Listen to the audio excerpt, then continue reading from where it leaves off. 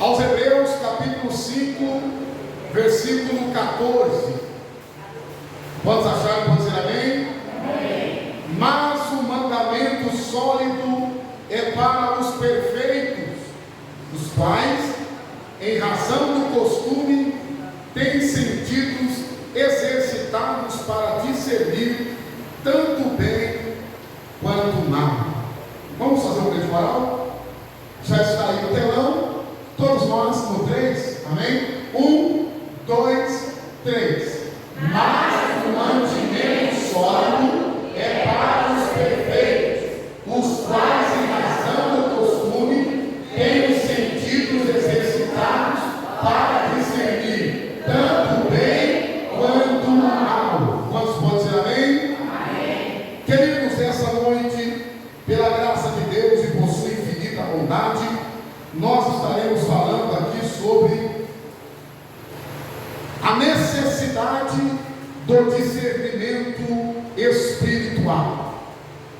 Como culto de ensino, nós queremos trazer esse estudo, esse tema que é de muita valia e de grande importância para todos nós, uma vez que nós acabamos de ler o texto que diz que para os espirituais, para os maduros, para os inteirados, né? Então, vamos falar sobre o discernimento, que é uma ferramenta imprescindível, útil para toda e qualquer ocasião, e todos nós que queremos lograr êxito na chamada, no ministério, temos que lançar mão dessa ferramenta chamada discernimento.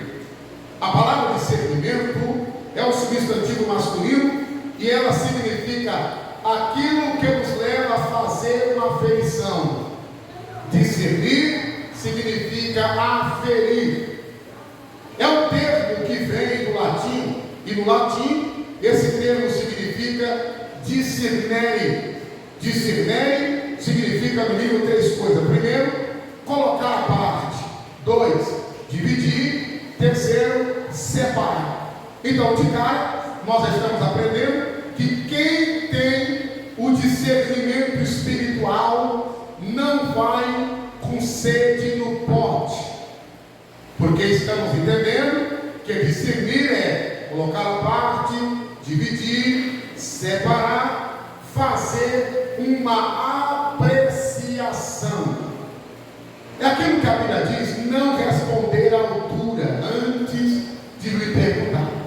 O discernimento espiritual nos coloca numa baliza, na condição de uma balança, para entender os fatos, conhecer com propriedade, para não se precipitar. Por isso, o discernimento espiritual é uma ferramenta imprescindível para quem quer levar a sério a chamada e lograr êxito na execução da sua tarefa.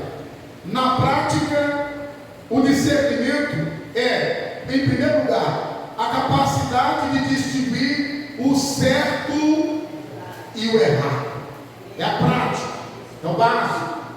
É a capacidade de distinguir o certo e errado. E claro que, obviamente, não tomar partido para o lado errado, mesmo que o lado errado seja alguém de estima, de consideração, mas estamos falando no sentido espiritual. E espiritualmente, na prática, o discernimento é distinguir entre o certo e errado. É não dar razão de cara, é conhecer com propriedade, mas tendo como objetivo distinguir entre o certo e errado. 2. Na prática, discernimento significa saber precisar, saber diferenciar. Ou seja, cada caso, um caso. Cada situação, uma situação. Temos que ter cuidado para não generalizar o medicamentosamente falando, cada corpo reage diferentemente ao medicamento ou um tipo de medicamento. Então, espiritualmente, na prática, discernimento significa saber precisar, saber diferenciar. 3. Na prática, discernimento significa saber usar e estabelecer critérios. Na prática, significa saber usar o quê? Argumentos, situações que tragam o resultado, nem sempre satisfatório, mas saber usar e saber estabelecer critérios. Nunca em primeiro âmbito, na primeira vista. Nós temos que entender que o discernimento nos dá a faculdade de usar e estabelecer critérios. Não critérios criteriosos, mas critérios, parâmetros, base. Geralmente, quando nós ouvimos alguém tratar de um assunto e nós nos conduímos pela parte mais fraca, nós ficamos procurando o quê? Os critérios. Qual foi o critério que foi usado para resolver tal ação? Qual foi o critério usado para resolver tal problema? Tanto é que existe uma adagem popular que diz assim: o pau que dá em Chico, dá em Francisco. Porque isso, nas entrelinhas, é um critério. A regra tem que ser para todos. Em quarto lugar, na prática, discernimento é ter a perícia de que nem sempre vamos conseguir agradar a todos. Isso é um fato que o discernimento nos ensina, por ser uma ferramenta imprescindível, que nem sempre, você pode ver, você vai para a pessoa há 30 anos, errou um dia, nos 29, você não presta mais. Pode ver aqui. Então, o discernimento nos ensina que nem sempre vamos agradar a todos, principalmente quem espera que nós estivéssemos ao seu favor. Pode observar, mas nem fulano de tal foi ao meu favor, mas nem ciclano que eu pensei que fulano de tal ia me defender. Foi o que Paulo disse. Paulo disse assim: ninguém assistiu, ninguém me assistiu, ninguém me ajudou, ninguém esteve comigo. Então, nem sempre alguns critérios usados no discernimento nós vamos conseguir agradar a todos. Por quê? Porque a sentença, aquilo que foi usado como resolução, nem sempre vai caber na cabeça de todos. Porque tudo é interpretativo. Alguém vai olhar de uma forma, alguém vai olhar de outra forma, mas o mais importante de tudo isso é que o discernimento já nos pré-antecipa. Por isso nós temos que ter a coerência embasada na palavra e ter convicção, porque o discernimento nos coloca numa situação, entre aspas, de juízo. Disse entre aspas. Por quê? Porque algumas situações vai depender da minha atitude, vai depender da minha fala e vai depender do meu proceder. E é aí que nós temos que ser imparcial. O que a Bíblia diz, o que a Bíblia fala, o que Jesus faria, o que Deus falaria, o que os apóstolos faziam, o que os sacerdotes faziam. Então a nossa base e a nossa regra é a Bíblia. E nem sempre a Bíblia agrada gregos e troianos. Discernimento na prática é saber o quanto há de verdade e o quanto há de mentira numa situação. Porque a mentira passada por verdade, a verdade é apresentada como mentira, o falso é apresentado como verdadeiro, o verdadeiro é apresentado como falso, e aí não podemos deixar imperar a emoção.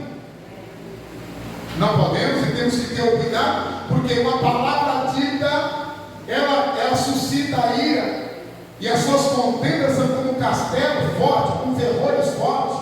Então, nós temos que saber que a prática do discernimento é que nós devemos entender e ver o quanto há de verdade e o quanto há de mentira numa situação. Quer ver um caso clássico? Era a nossa mãe.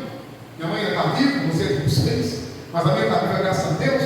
Mas quando a gente mentia, quando a gente fazia qualquer coisa fora da realidade, a nossa mãe já dizia para nós: não minta para mim, porque se mentir vai ser pior, porque eu vou descobrir que você mentiu para mim e vai ser pior. E aí a gente vem e conta a verdade. Então o discernimento na prática é distinguir o que há de mentira e o que há de verdade numa situação. Então, em primeiro ano, o discernimento é tão imprescindível para nós líderes, obreiros, servos e servas, que temos uma chamada e queremos lograr isso com ela, que nós não temos que ir na primeira enxurrada, no primeiro vento, no primeiro balanço. Por isso, não é sábio responder antes do tempo. A Bíblia diz: chegar-se lá para ouvir é melhor do que.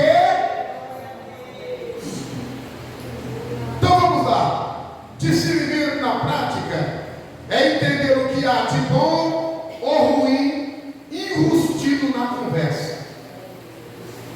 Discernimento na prática é saber o que é de bom e o que há de ruim enrustido na conversa.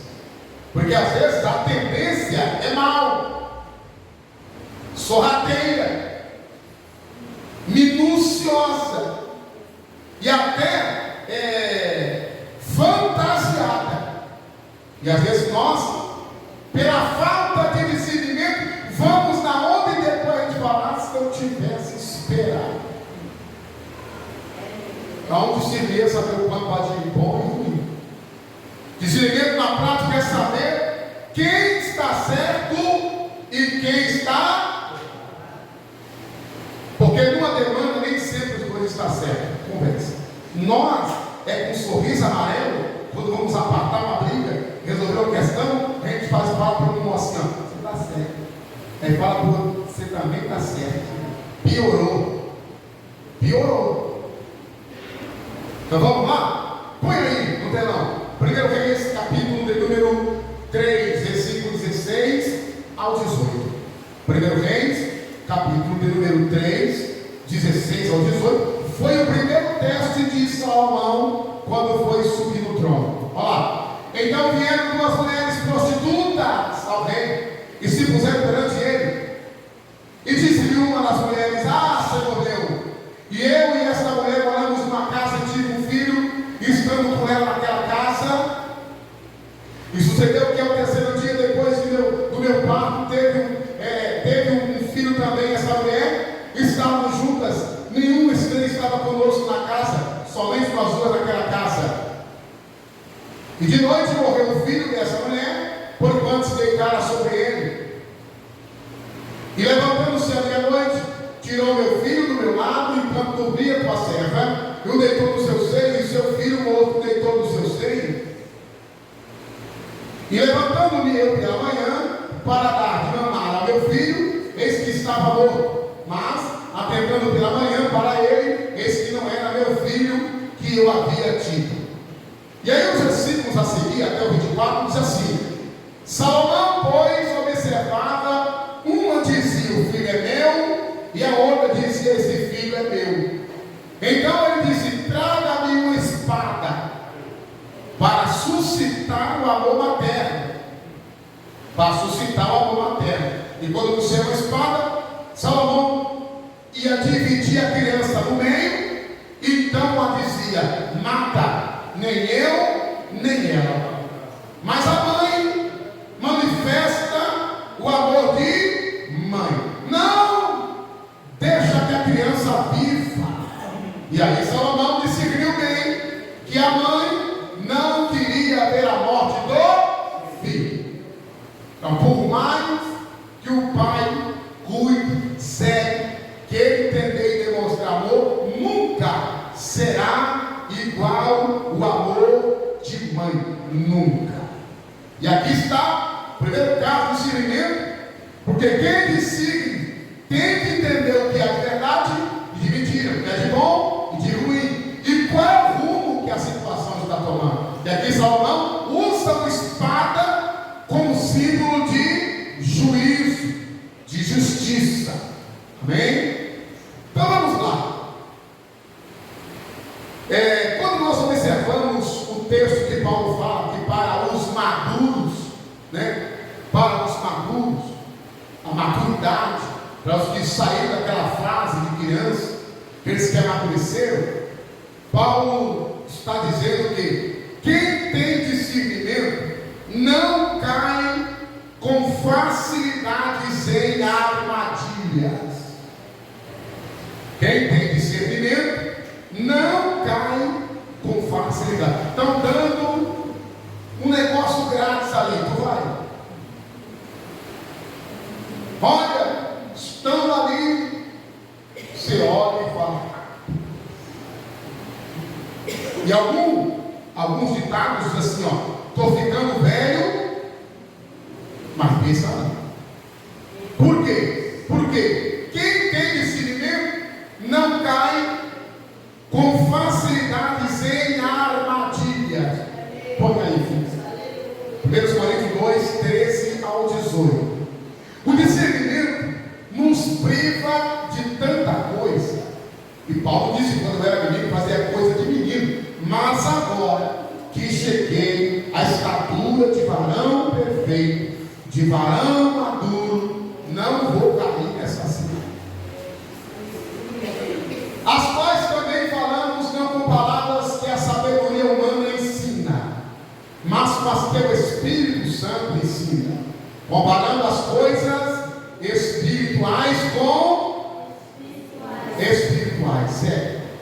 Ora, o homem natural não compreende as coisas do Espírito de Deus, porque lhe parecem, e não pode entendê-las, porque elas se discernem. Então observe, quem tem o discernimento espiritual não cai em armadilha com facilidade. Está aí o texto: discerne, conhece. Coisa tremenda é o conhecer, sabe? Você sabe, você conhece, você está integrado. Por quê? Porque o homem é espiritual. Porque tem hora que a letra não vai te dar isso. Quem vai te dar? O Espírito, que a Bíblia diz que prescruta até as profundezas de Deus. E o Espírito discerne essas coisas. E quem é de Deus discerne bem, e de ninguém é discerne. Quantos já falamos essa expressão? Está pensando que me engana. Está pensando que eu sou bobo. Por quê? Por causa do discernimento espiritual. Porque a pessoa vem com a fuga e você já vai com o bobo. A pessoa está vindo com a conversa e você já sabe. É o tipo do repórter atrasado. Ele pensa que vai trazer uma notícia e já está estampado em tudo quanto é manchete dos jornais. Por quê? O espiritual, e aí a diferença. A diferença não é o estudo humano. Quem dá a diferença? O Espírito. Porque o discernimento espiritual é o dom. O discernimento espiritual é o dom de Deus. E esse dom é útil para quem tem contato, para quem tem direção, para quem tem negócio com Deus. O discernimento espiritual te qualifica, te coloca num patamar maior, te coloca numa centralidade. E coisa linda é você ver o crente centrado, focado, sondando tudo. Tem uns até que mexe com você pensando que você está dormindo, né? Quem tem discernimento consegue enxergar além da situação. Quem tem discernimento consegue enxergar além da situação. Por quê? Muitas pessoas olham aqui, o raso, o momento, a visão da águia e a visão da galinha. A galinha olha para os pés e a águia para cima. Consegue enxergar dentro da água, consegue enxergar quilômetros. a visão da águia. E muitas pessoas enxergam o momento. E quantas frases eu já ouvi alguém dizer: eu não entendi. Não, eu não enxerguei dessa forma. Eu não entendi dessa maneira. Por que o Senhor não me explicou? Por que não? Calma. Para os espirituais, eles conferem as coisas espirituais com as espirituais.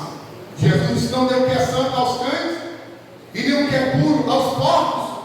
Por quê? Algumas pessoas têm o entendimento entenebrecido. Jesus falou com os discípulos: necios e tardos de coração, vê e não percebe, ouve e não compreende. E eles disseram: então nos explica. Ele falou assim: agora não é o tempo, porque os espirituais conferem. Então nós precisamos entender que nem tudo devemos levar ao pé da letra, mas enxergar a questão espiritual. Nem tudo que podemos resolver no braço, devemos enxergar a questão espiritual. Nem tudo é para ser resolvido. Existem algumas etapas, e alguma dessas etapas chama oração, jejum, perseverança, aguarde, espere, deixa Deus agir. Por quê? Porque a situação será resolvida espiritualmente. E quantas vezes nós já ouvimos assim, ou dizemos assim: olha, se eu tivesse agido, olha, se eu tivesse resolvido, se naquela noite eu tivesse dito isso, tudo ia por água perder. Por quê? Porque as coisas devem ser conferidas espiritualmente. O quanto há de demônio nessa questão, o quanto há de laço de Satanás nessa questão, o que é que o diabo está tentando armar, o que é que o diabo está tentando me jogar, o que é que o diabo está tentando me correr. Para lutar contra o diabo, a luta é carnal, amém? Não? A luta é como? Espiritualmente. Põe aí, filha. 2 Samuel 14, 1 ao 20. 2 Samuel 14, 1 ao 20. Conhecendo, pois, Joabe, filho de Zeruia, que o coração do rei estava inclinado para Absalão, enviou Joabe a Tecoa e tomou de lá uma mulher sábia e disse: ora, finge que está de luto, veste roupa de luto e não te unja com óleo, e sê como uma mulher que já há muitos dias está de luto por algum morto. E vai alguém, fala-lhe conforme esta palavra, e Joabe lhe pôs a palavra na sua. Existe um segredo importantíssimo aqui. Observe uma coisa: Joabe sabia que o coração de Davi se inclinava para Absalão. Era o filho dos olhos do rei, não tinha outro. O filho dos olhos era Absalão. E Joabe, por ser sobrinho de Davi, Joabe, que era o general de Davi, conhecia Davi com particularidade. Era mais ou menos assim: toda vez que Joabe ia queimar Absalão, Davi passava o pano. Toda vez que Joabe ia dizer: olha, cuidado com teu filho, Davi passava o pano. Joabe sabia que o coração do rei se inclinava para Absalão. O que ele fez? Pegou a mulher: vem cá, veste de luto, e vai e fala para o rei essas palavras. A Bíblia diz que Joabe colocou aquelas palavras na boca daquela mulher. E aquela mulher chegou para Davi contando a história: olha, Davi. Davi olhou, e cara, Joabe não está por trás desse armário, não.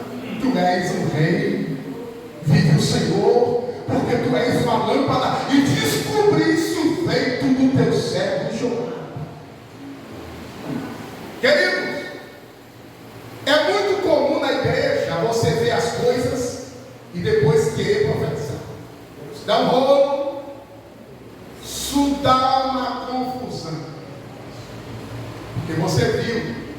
E profetizar nunca é igual Deus revelar como você vê as coisas. Você vê que é ajudar Deus. Eis que eu sou. Subiu o embaraço, viu uma confusão. Há uma diferença muito grande quando Deus revela Que a Bíblia diz que os segredos do coração serão revelados. Aí está a profecia verdade.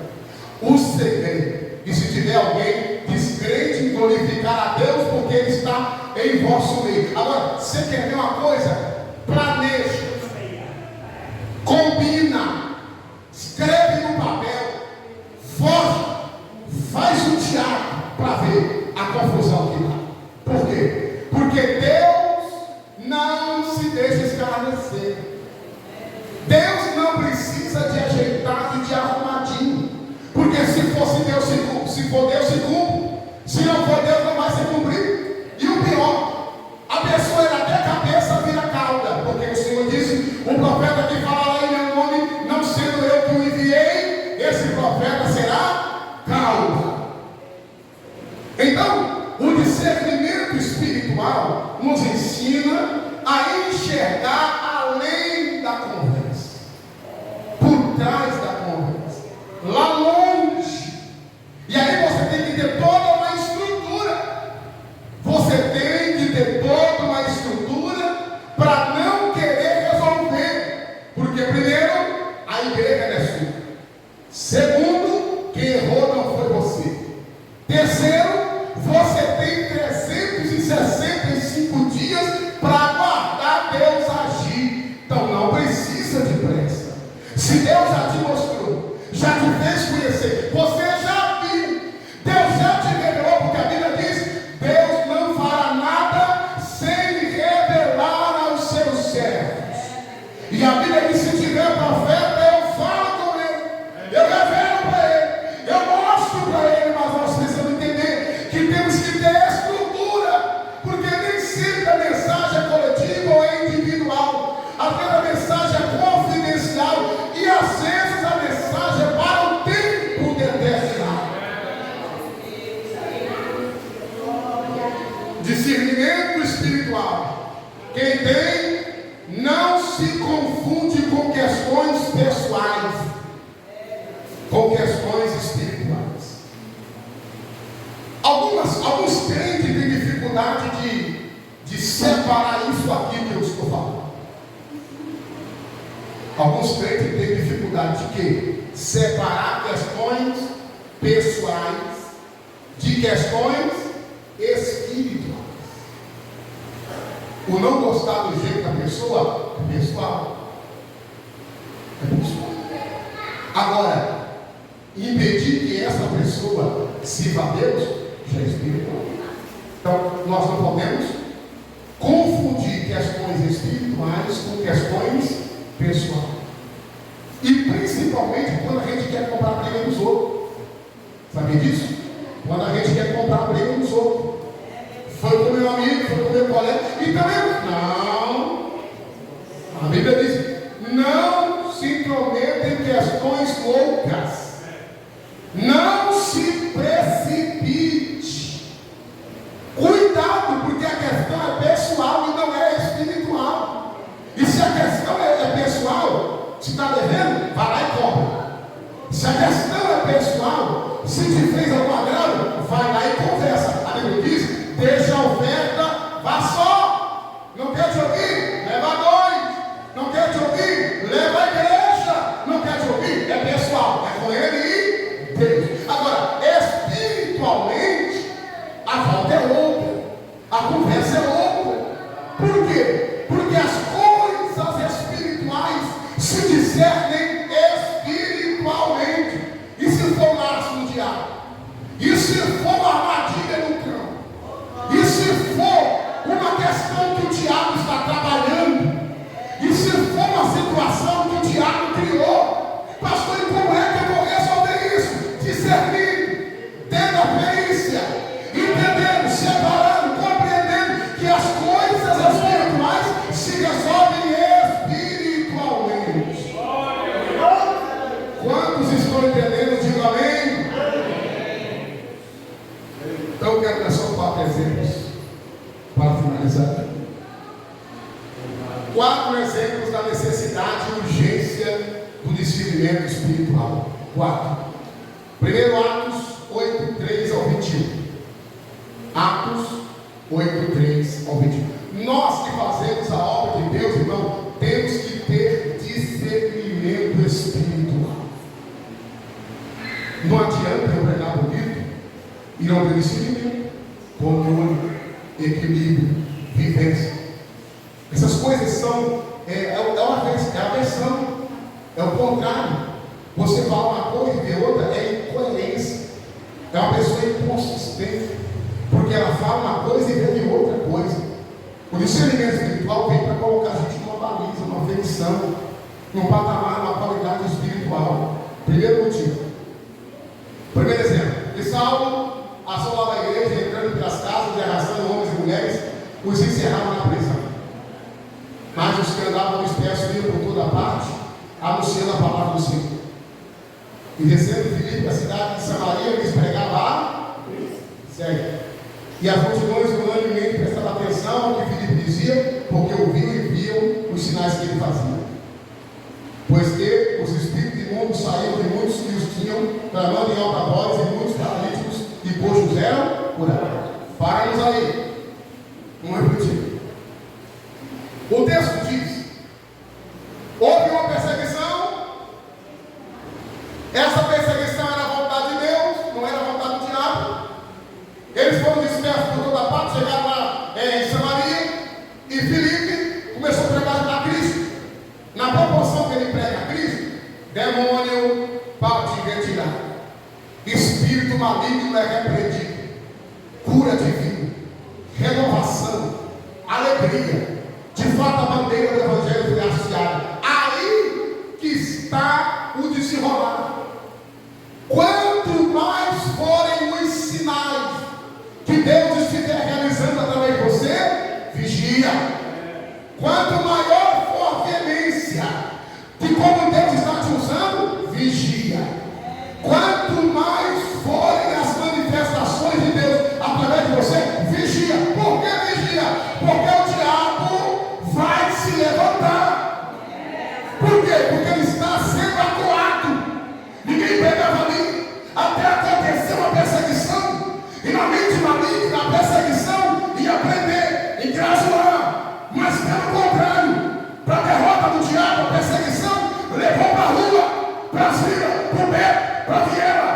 E pelo contrário, pregavam com ousadia que o diabo corria, os demônios rangiam os dentes, havia cura, milagre, e por esses sinais o diabo se levantou. Eu não sei o que está acontecendo com você, ou vai acontecer, porque a palavra serve de receita, ela é receita e é dieta.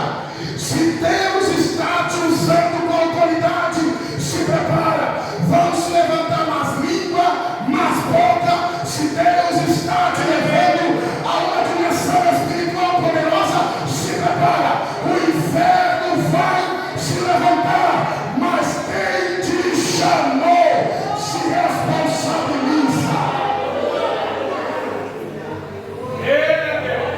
Primeiro exemplo da urgência do discernimento. Segundo, Atos 13. Atos 13, 1 ao 12.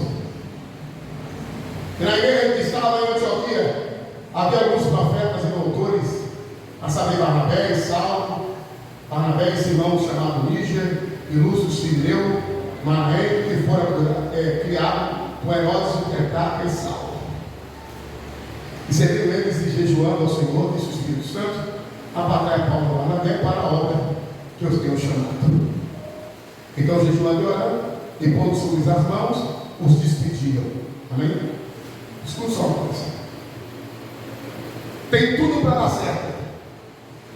Doutores, mestres, pastores, evangelistas, jejuando e orando, o Espírito Santo falando, olha que coisa tremenda está acontecendo aí. O Espírito Santo falando, e despediu os homens e disseram, vai agora, vamos para cima. Só que quando os homens começaram a pegar o navio, aí vem a intervenção divina, muda o lugar. A gente queria ir para a Lísia, o Espírito Santo não vai. Para a Bitínia, o Espírito Santo não vai. Queria fazer o contorno na região marítima para ir para o centro, também o Espírito Santo, você não vai. E aí, eles pararam e foram dormir no porto de Troade. Foram dormir. A O texto diz: e de noite, um varal da Macedônia se apresentou a Paulo em visão e disse: passa a Macedônia e ajuda-nos. E Paulo disse: concluímos que era o Senhor que nos queria que fôssemos para lá. Então observe, quando eles chegaram lá, na ótica humana, talvez não fosse a visão de Deus, porque eles queriam ir para o centro, onde tinha recurso, o Espírito Santo não vai. Queria para uma banda, o Espírito Santo não vai não. Queria fazer um contorno para voltar, não vai não, fica aí. E agora? Vamos para Filipe. E aí, o inferno está armado ali. O inferno está armado. Porque quando eles pisam na cidade, o demônio fala na boca da moça: olha aí os homens que estão anunciando o caminho da salvação. E era proibido. O imperador proibiu pregar e adorar outro Deus se não fosse o imperador. Então o demônio está avisando as autoridades: olha os homens aí, olha os homens aí, olha os homens aí, olha os homens aí. E Paulo fala que aquilo aconteceu por vários dias. E Paulo, como era sanguíneo, será que tem alguém sanguíneo aqui? Paulo, que era sanguíneo, sangue quente, Paulo começou a se perturbar com aquilo. O texto diz, a expressão bíblica diz: e aquilo perturbou Paulo, agitou o seu espírito. E Paulo, voltando, disse: repreendeu o demônio. E aí a confusão começou. Repreendeu o demônio, e aí o negócio piorou, porque ela repreendeu o demônio e ser ovacionado, ela repreendeu o demônio e ser homenageado. Só que aquele atrás do demônio estava uma fonte de lucro. Tinha empresários que bancavam, que eram sustentados por aquele demônio. Aquele demônio era uma fonte de lucro para a cidade. Olha Deus, olha a visão de Deus. Deus vai colocar você na boca do urso, na boca do leão, lá na toca do jaracuçu. Porque o que a gente quer? A gente não quer problema, a gente não quer confusão, a gente não quer brigar com ninguém, a gente só quer pregar o evangelho e ser amigo de todo mundo. Desde quando pregar o evangelho é criar um rol de amizade? Desde quando pregar o evangelho é passar um totalmente no ouvido? O evangelho é confronto, a pregação do evangelho é uma guerra. Só que tem porém, o general vai junto com as suas armas de guerra. E a história vocês conhecem. A história vocês conhecem. Ele sacudiu o carro, sacudiu foi tudo, e depois como o Senhor foi glorificado. Porque havia um demônio na Macedônia que não era qualquer equipe que podia expulsar. Não era qualquer um. Deus tinha a ferramenta certa. Paulo, Timóteo, Barnabé e Lucas, vá para uma obra que eu estou te mandando. E quando você chega lá, o negócio regressa e regreja, o negócio fica difícil, fica estreito, fica amarrado. Sabe quando você tem a sensação de que está pesado, que está ruim? Sabe a sensação de que o barco vai a pique, de que você vai passar vergonha? Não, é que Deus te conhece tanto que para o confronto espiritual lá tinha que ser você. No carro que você está, é você. A posição que você ocupa era você. O patamar que você se encontra era você. Deus não erra, Deus não confunde. Agora você e nós temos que entender que na guerra espiritual não se corre, não se esconde, não entra em caverna, se apresenta como instrumento na mão de Deus. Quantos instrumentos na mão de Deus nós temos aqui? Levante a sua mão, diga: eu sou o instrumento de Deus. Declare isso, fale isso, abra a sua boca e diga: eu sou o instrumento de Deus. Terceiro exemplo, Isaías 16, versículo 4 ao 10. Terceiro exemplo de urgência. O terceiro exemplo de urgência do discernimento espiritual. E quando ia passando pelas cidades, lhes pregavam para serem observados, lhe entregaram para ser observado os decretos que haviam sido estabelecidos pelos apóstolos e anciãos em Jerusalém. De sorte que as igrejas eram confirmadas na fé e cada dia cresciam em número. E passando pela região da Frígia, província, Galácia, foram pedidos pelo Espírito Santo de anunciar ali a sua palavra. Observe o seguinte: Essa questão, eu troquei aqui o versículo, mas a questão de Atos, que Paulo e a sua equipe foi lá, porque Deus foi direcionando. Deus vai direcionando a coisa, meu irmão. Deus vai direcionando a coisa. Deus tem o controle de tudo. Deus governa tudo. É Ele que te coloca no caminho. É Ele que te coloca na rota. É Ele que faz te passar pela prova, pela luta. É Ele que faz passar pelo choro, pela angústia, pela perda, pela decepção. É Ele que te faz passar pela derrota, pela calúnia, pela afronta, pela pegada. Mas Ele está no controle, dizendo: estou cuidando, estou guiando, estou te direcionando, estou te protegendo, estou te blindando. Vai, segue, levanta a tua cabeça.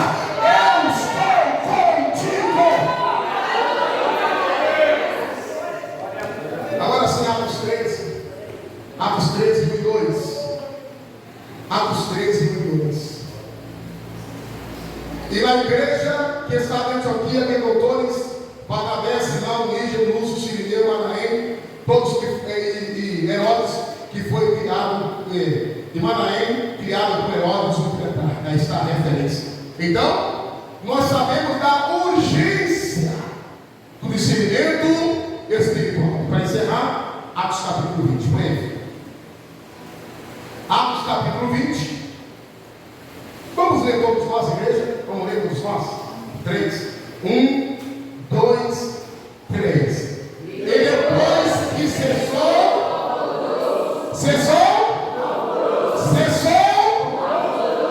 Paulo chamou a si os discípulos.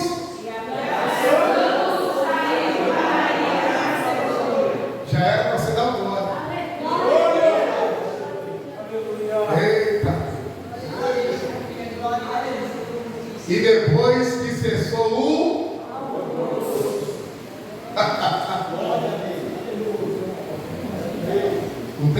não tem situação que você não sabe nem como é que você entra. Não tem situação que Jeová fala: não, põe a mão. Não tem situação que Jeová fala assim: ó, é para me resolver.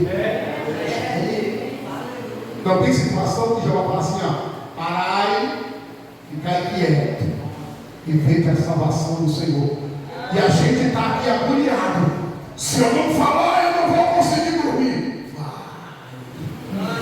Se eu não falar, vai ficar o negócio remoendo. Não vai nada. Se eu não falar, eu vou morrer. Conversa fiada. Não, mas eu não tenho que fazer nada. Não tem que mexer com nada. Não tem que fazer nada. Para. Você não tem condição. Você não sabe como resolver. Esqueceu que toda vez que o homem, toda vez que o ego diz que vai resolver uma coisa, só piora. Maravilha, série de maravilha. Toda vez que o ego diz, eu vou, deixa comigo, tudo dá errado. Espera, aguarda, suporta, aguenta. Se é para chorar, chore. Se é para gemer, chore.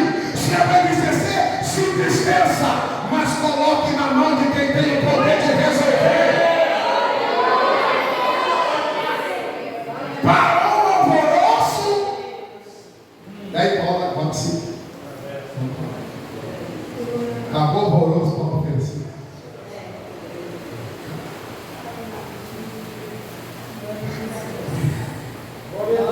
Não tem como consolar o alvoroço.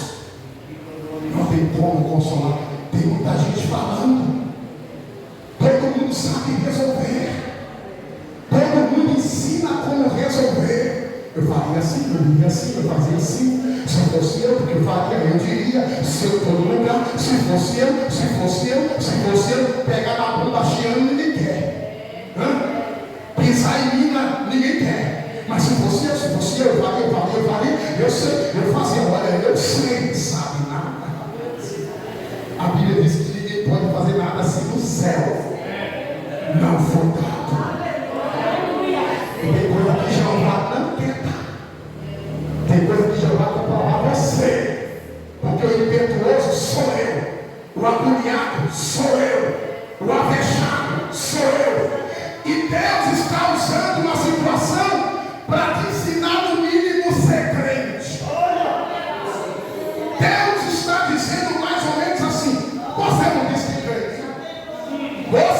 disse que colocou na minha mão. Você não disse que espera. Você não disse que conhece a minha voz. Você não disse que sabe quem eu sou. E não se confunde. Então aguarde. Então espere. Passo, faço. Aquieta. Deus está no comando da situação. Depois do alvoroço, Deus vai apaziguar a tempestade. Mas é necessário o alvoroço. Depois da tempestade, em Mateus capítulo 8, veio a bonança. Mas depois da tempestade, depois da cova do leão, veio a exaltação. Mas tinha que cair na cova. Depois da fornalha de fogo ardente, veio a exaltação. Mas tinha que entrar dentro da fornalha. Tem quem de coragem aqui, diga amém. Diga para esse irmão assim, está comendo?